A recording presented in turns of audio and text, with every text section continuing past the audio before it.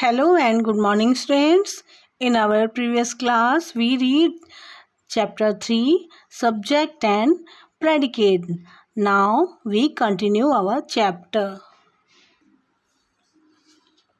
So, we see that the subject and the predicate may each consist of a single word of a number of words. Sometimes the subject is understood or left out. In the following sentences, the subject you is left out. Come in really means you come in. Sit down really means you sit down. तो कभी कभी जो subject जो होता है वो वहाँ पर नहीं होता, परंतु वो अंडरस्टूड होता है, वो हमको खुद समझना होता है कभी कभी. जैसे कि कम इन तो हम जैसे कोई रहता है उसी को तो कम इन कहेंगे ना, तो यू कम इन नहीं बोलते हैं, सिर्फ कम इन कहते हैं. या तो इसका रियल में मीन होगा यू कम इन. ऐसे ही सिट डाउन कहते हैं तो इसका मतलब होता है यू सिट डाउन. इस तरह से कभी कभी सब्जेक्ट जो होता है वो अंडरस्टूड रहता है, लिखा नहीं रहता, पर उसको हमको समझना रहता है. Sentence structure. What did you learn about a sentence structure? The subject is usually at the beginning of a sentence. तो सब्जेक्ट जो है वो हमेशा ज़्यादातर शुरू में ही लिखा जाता है सेंटेंस के. The boy was asleep. Here the boy is the subject.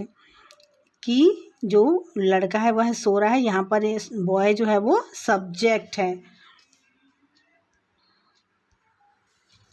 After the subject comes the verb. और सब्जेक्ट के बाद वर्ब आता है, जैसे कि the horses are grazing in the field. Subject are placed after the verbs. My teacher gave a book to everyone in class. तो यहाँ पर जो है माई टीचर सब्जेक्ट, गेव जो है वर्ब है, और ऑब्जेक्ट जो है बुक है ना. तो इस तरह से ये हो गया आपका प्रेडिकेट. तो यहाँ पर note that subjects and objects are nouns और प्रोनाउंस. तो यहाँ पर सब्जेक्ट और ऑब्जेक्ट जो है नाउन्स भी हो सकता है और प्रोनाउंस भी हो सकता है. Now circle the subject in the following sentences. तो यहाँ पर आपको सब्जेक्ट को सर्कल करना है.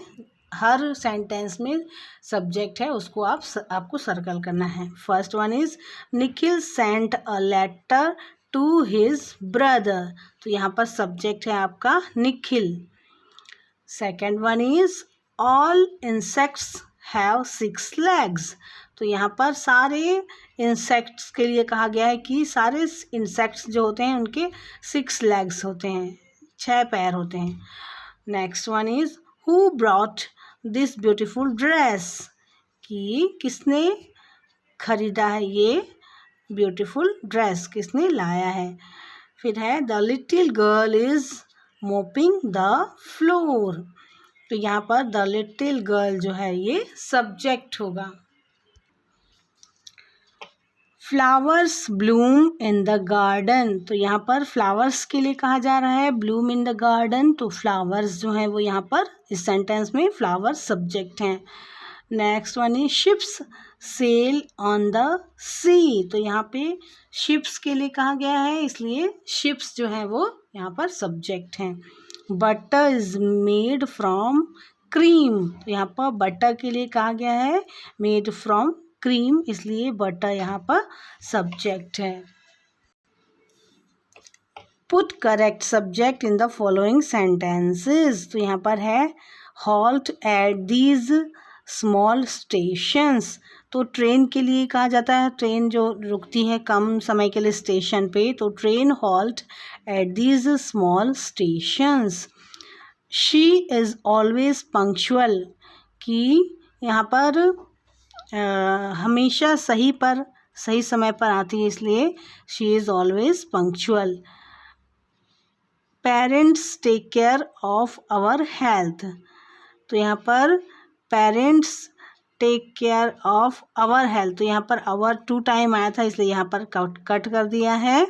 तो parents take care of our health, जो पेरेंट्स हैं वो हमारी हेल्थ की केयर करते हैं। Next one is soldiers are hard working people. तो यहाँ पर सोल्जर्स के लिए कहा गया है कि वे हार्ड वर्किंग पीपल्स होते हैं। They make tea for grandpa.